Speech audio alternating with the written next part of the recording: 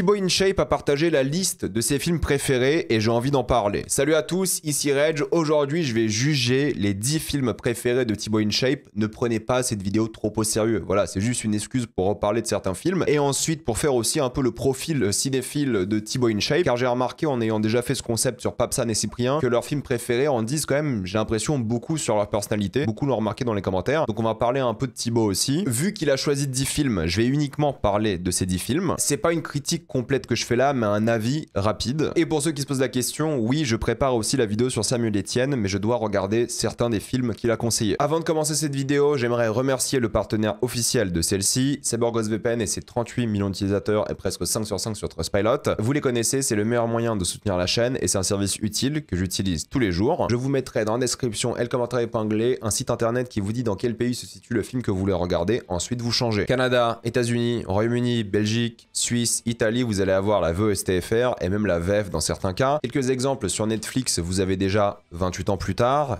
et Until Dawn. Sur Disney+, vous avez accès à Thunderbolts, Lilo & Stitch et Elio. Sur HBO Max, qu'il faut utiliser depuis l'application HBO, mais vous pouvez le faire si vous avez un compte via Canal. Il suffit juste de vous connecter avec votre compte Canal à HBO Max. Vous avez accès à Superman, Bring Her Back ou Destination Finale Bloodlines. Vous le savez, mais en ce moment, certains sites internet vous demandent une carte d'identité et c'est vraiment pénible. Donc si vous voulez continuer de vous Jared le Leto en paix, utilisez un VPN. Et je sais qu'en tant que cinéphile, vous regardez beaucoup de films via internet et vous avez envie de vous sentir en sécurité et de minimiser les risques. Donc un VPN va vraiment vous être utile. Vous pouvez partager un compte avec 7 personnes au total. C'est disponible sur tous vos appareils préférés et c'est super simple d'utilisation. Vraiment, tout le monde peut le faire en quelques clics. Vous pouvez essayer par vous-même car vous êtes satisfait ou remboursé sous 45 jours et vous avez une assistance technique en français 24h/7. Utilisez le lien dans la description et le commentaire épinglé afin de vous abonner à CyberGhostVPN et bénéficier de 83% de réduction plus 4 mois gratuits. Foncez sur l'offre. À la 10e position, Thibaut a choisi Parasite et je suis très content de voir un film en langue étrangère dans cette liste. Quand je dis langue étrangère, je exclue évidemment l'anglais parce que bon, les films américains sont extrêmement connus, films anglophones de manière générale. Donc c'est cool que Parasite ait aussi atteint quelqu'un comme Thibaut qui n'est pas cinéphile, qui s'intéresse pas spécialement au cinéma, parce que même si Parasite c'est un peu le gros film ultra populaire, certes étranger entre guillemets, hein, parce que voilà, encore une fois, l'Amérique c'est étranger pour nous aussi, mais qui a tellement percé que des gens non cinéphiles s'intéressent. Il a gagné 4 Oscars, donc vraiment c'est ça qui est cool, c'est que c'est un film qui a percé. Personnellement, je ne considère pas que c'est le meilleur film du réalisateur. Il y a Memory of Murder que je préfère, il y a même Mother, il y a plein d'autres films que je préfère de Bong Joon-ho, mais Parasite pour moi ça reste un chef-d'œuvre. C'est l'histoire d'une famille pauvre qui va commencer à parasiter une famille riche, mais évidemment il y a un jeu de mots sur le terme parasite et une signification différente parce qu'on va se poser la question, est-ce que les vrais parasites ce sont ceux qui vont s'immiscer dans la famille riche ou est-ce que les riches sont les vrais parasites de la société? C'est un peu le débat de classe sociale du film parce que c'est un film de Bong Joon-ho, donc ça parle énormément de classe sociale, de révolte de manière générale et c'est un peu ça le film. Mais ce qui est intéressant avec ce projet, c'est que c'est un thriller avant tout, c'est-à-dire que oui, ils vont commencer à rentrer dans la vie de cette famille, chaque membre de la famille va trouver un métier différent en lien avec la famille riche et ça va être un jeu de chat et la souris, essayer de se cacher le plus possible, de ne pas se faire avoir et en même temps il y a un gros retournement de situation, je dirais, au milieu du film, bon vous le savez tous hein, si vous avez vu le film, qui change complètement la dynamique de l'œuvre, qui va créer un truc encore plus intéressant par rapport aux thématiques, par rapport à la classe sociale de ces personnes, le mépris de classe de manière générale. Il y a plein d'imageries hyper intéressantes par rapport à ça. C'est une scène qui est devenue assez iconique, hein, celle-ci pour le coup. Mais ça va vraiment changer la dynamique lors de ce milieu de film pour raconter un peu autre chose. Et c'est un peu la force du projet, c'est qu'au début, on est vraiment enfermé dans cette maison et on a l'impression que ça va juste être ce film où ils doivent pas se faire attraper. Mais ça change tellement. Il y a beaucoup d'humour noir forcément. Il y a beaucoup de moments hyper intense et c'est l'une des meilleures fins et les plus satisfaisantes je trouve de la carrière de Bong Joon-ho, qui fait penser aussi un peu à Memories of Murder pour plein de raisons différentes. Donc honnêtement je suis content que Thibaut ait ce genre de film dans sa filmographie parce que c'est un très bon film. On parlera un peu de la chose que je trouve rigolote par rapport à Thibaut et ce projet là, mais en tout cas c'est bien que des films étrangers, même si c'est le film étranger le plus connu depuis des lustres parce que vraiment il a tout gagné, je crois que la Palme d'Or aussi à l'époque, donc c'était vraiment le film marketé numéro 1. J'espère qu'il a vu en VO. Par contre Thibaut, si tu regardes cette vidéo, j'espère que tu as vu tes films en VO, mais vu le côté un peu patriotique que tu as, je pense que c'était en VF, on verra bien. Mais je suis content que des films comme ça, qui sont très bien, peut-être un peu surestimés par rapport aux autres films de la carrière de Bong Joon-ho, percent et ça fait vraiment plaisir.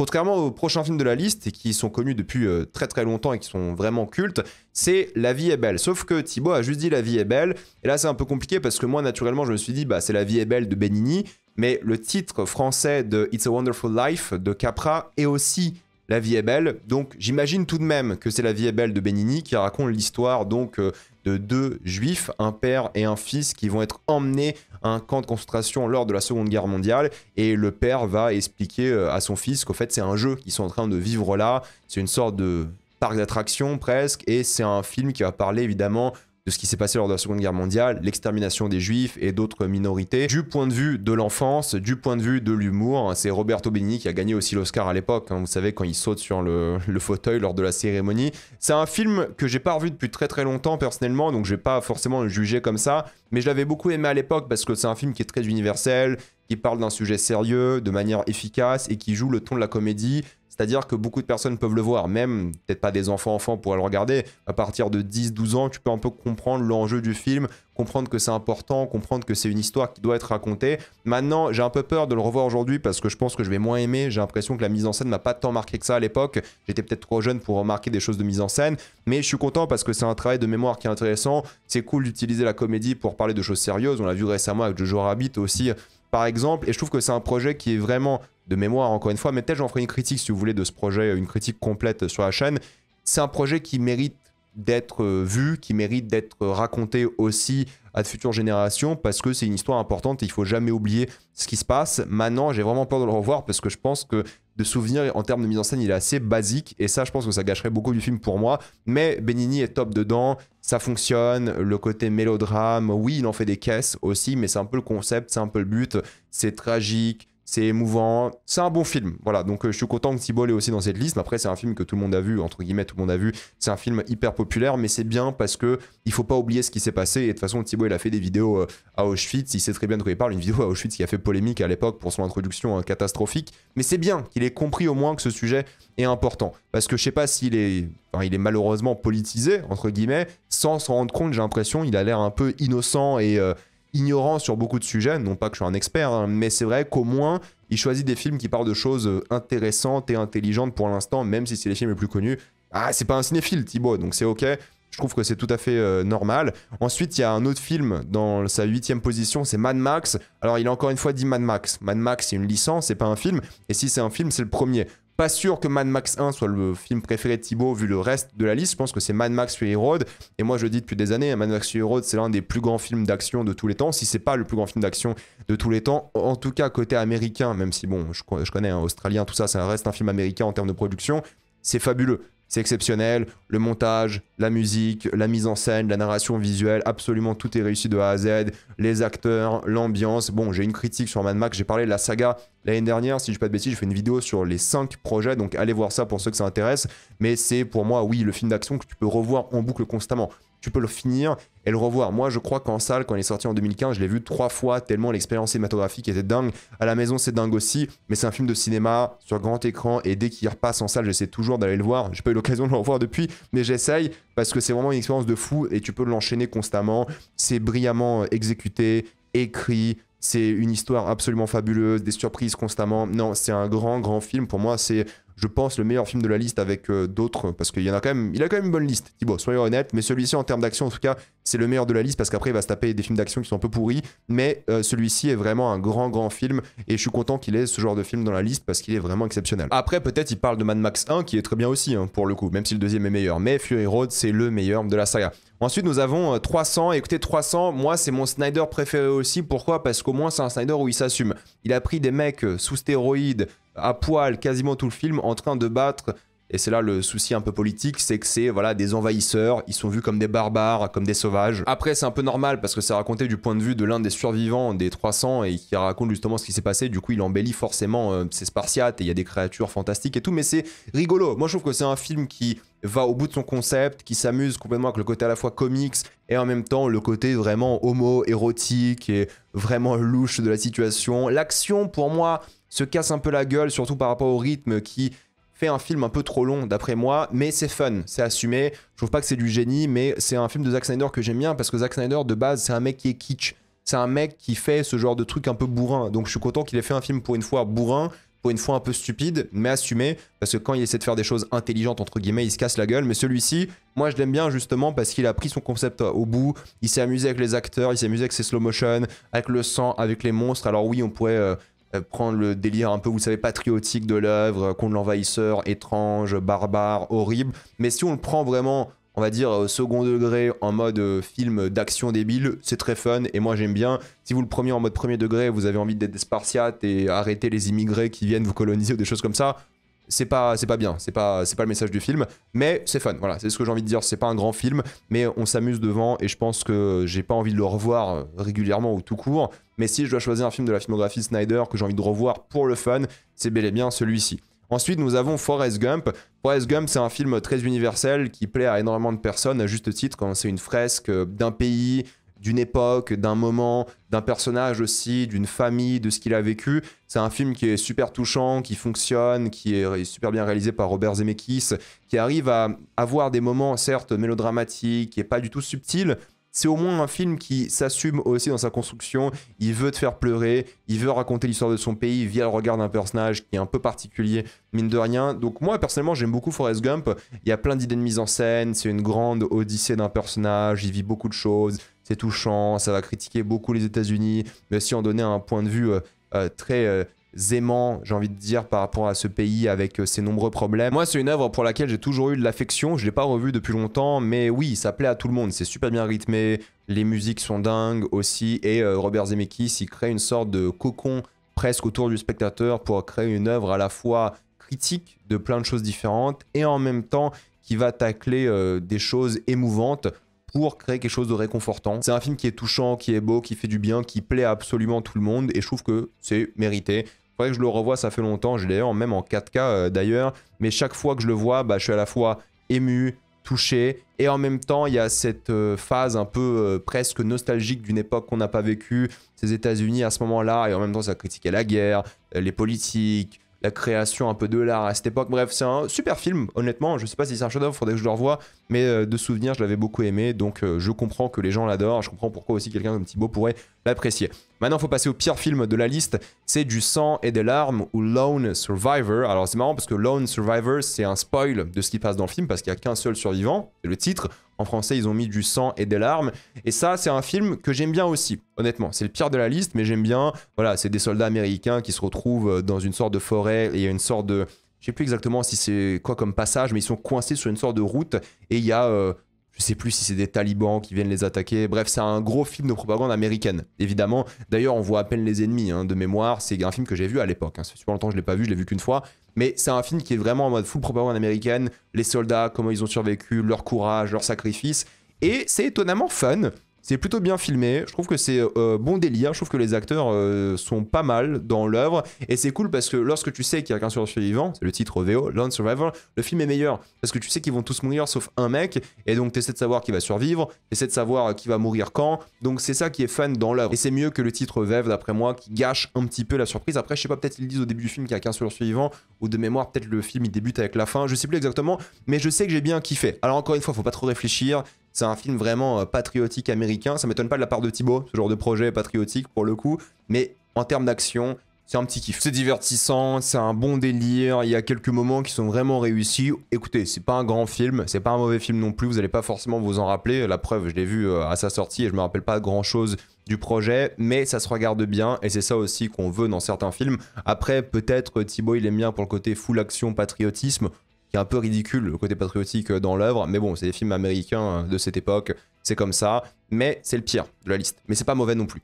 Par contre, le prochain, c'est un chef-d'œuvre, incontesté, c'est Le Parrain, évidemment, vous connaissez tous Le Parrain, l'histoire de la famille Corleone, avec Vito, avec tout ce qui va se passer par rapport à ces personnages-là, comment ils vont évoluer, comment ils vont grandir, comment ils vont s'assumer, les risques qu'ils vont prendre, les personnes qui vont devenir de manière générale, la famille autour de tout ça, cette culture évidemment américano-italienne de l'époque, et même italienne, c'est une grande œuvre de manière générale, c'est considéré comme la plus grande œuvre de tous les temps. Oui, il n'y a rien à dire, je veux dire, la musique, les acteurs, les personnages, tout est absolument grandiose, c'est vraiment maîtrisé en termes de mise en scène.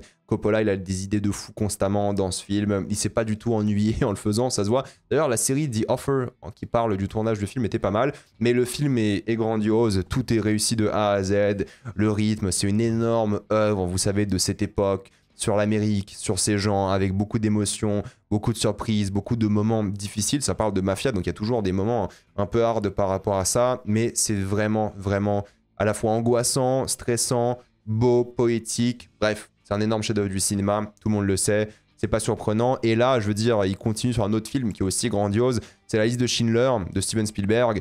Bon, pareil, hein, j'espère que c'est par rapport à son travail de mémoire, mais La liste de Schindler, c'est exceptionnel. Je veux dire, c'est un grand film en termes de photographie. C'est l'un des plus beaux films que vous allez voir de votre vie.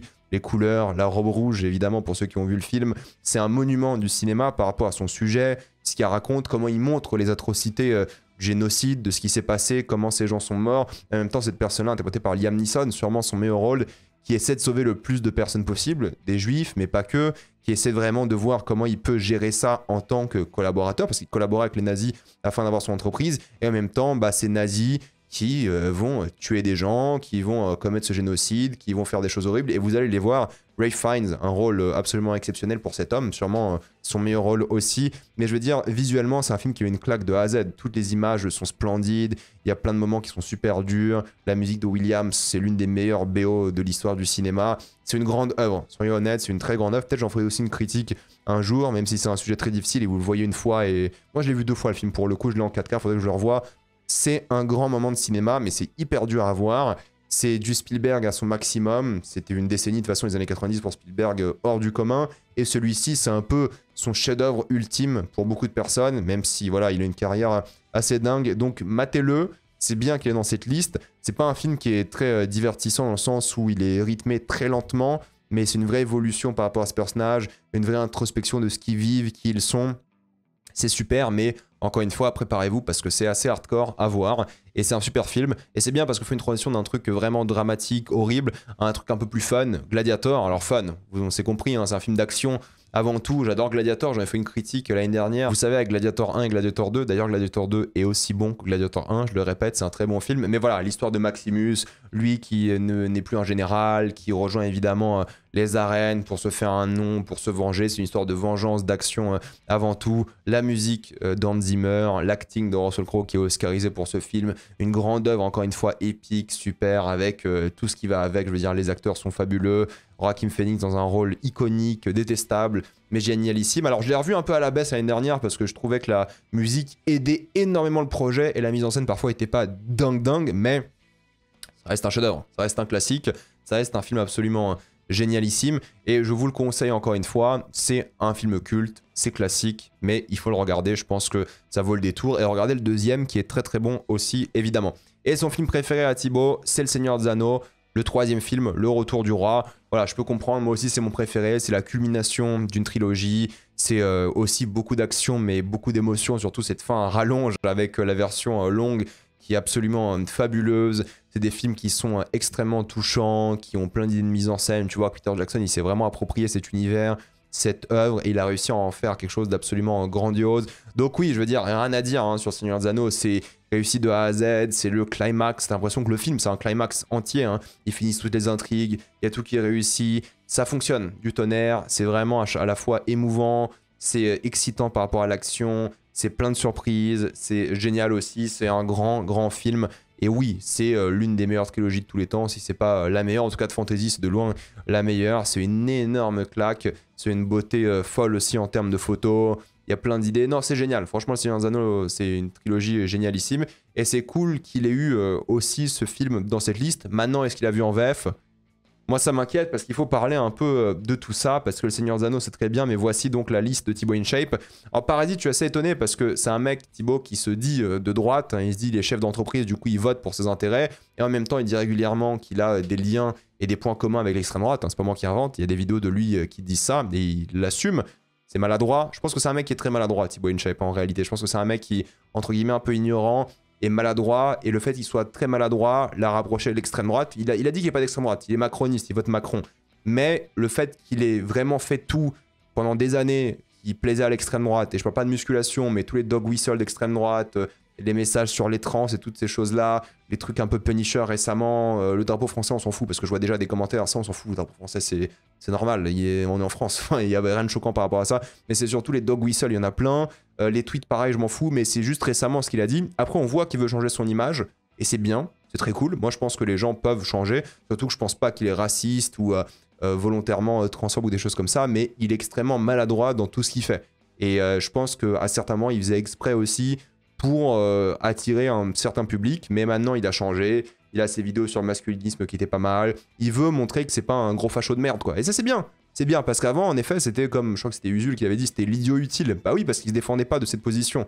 Après oui, moi je suis pas d'accord quand il dit voilà c'est le délire extrême gauche, extrême droite, il n'y a pas d'extrême gauche en France, soyons honnêtes ça n'existe pas, en tout cas elle fait 1% aux élections, là où l'extrême droite fait 40%, mais c'est pour ça que Parasite c'est un peu étonnant parce que peut-être il pensait que les parasites c'était bel et bien les pauvres, alors que c'est pas ça.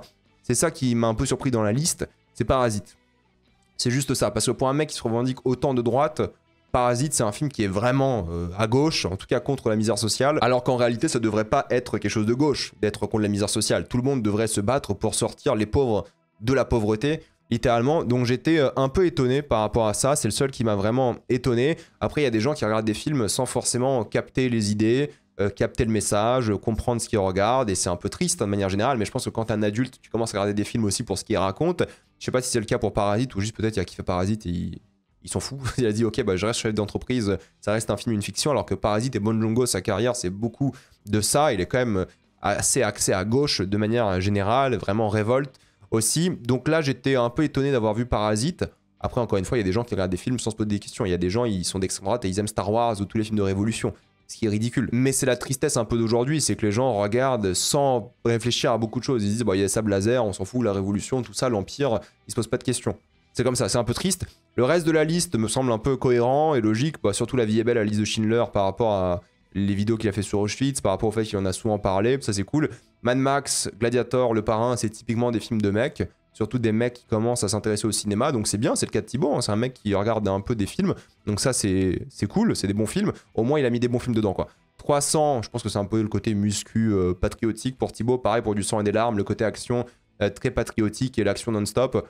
Voilà, ça reste des films sympathiques mine de rien, c'est pas des grands films, c'est les moins bons de la liste. Le Seigneur des Anneaux et Forrest Gump, c'est les deux gros films évidemment hyper universels, hyper populaires, donc ça m'étonne pas de les avoir dans cette liste.